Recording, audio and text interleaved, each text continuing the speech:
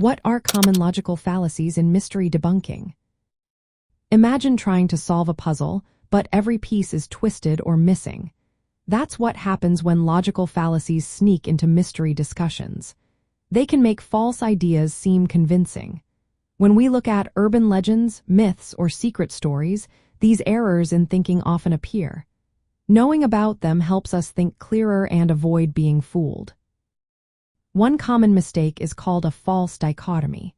This is when someone says there are only two options, like a story is either completely true or totally false. They ignore the possibility of a middle ground. For example, someone might say a conspiracy is either 100% real or just a crazy story, ignoring shades of truth.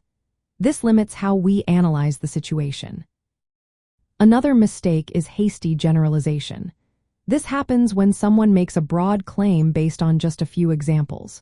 For instance, saying all secret societies are evil because of a few sensational stories. That's jumping to conclusions without enough proof. It's important to look at all the facts before making big claims. Appeal to ignorance is also common.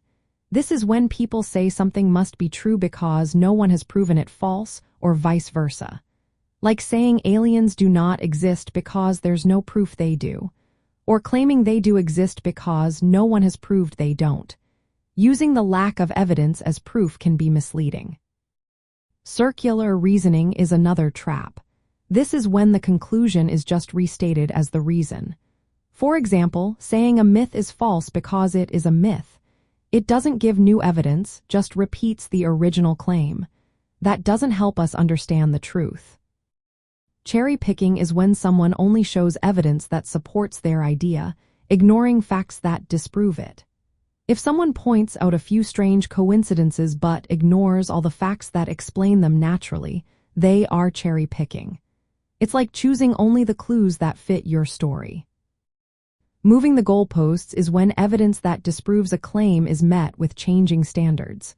For example, if a scientist shows a myth is false, a believer might say, "That's not enough," and ask for more proof. They keep shifting what counts as proof, making it impossible to disprove their claim. The fallacy that unexplained equals unexplainable assumes that if something isn't fully understood, it never can be. For example, gaps in history are sometimes taken as proof of secret societies controlling events. But just because we don't know everything doesn't mean we never will. Ad hominem attacks happen when instead of discussing the idea, someone attacks the person making the argument. Like calling a skeptic a government agent instead of addressing their evidence. This sidesteps the real issue. Perfectionist fallacy is when someone dismisses an explanation because it's not perfect.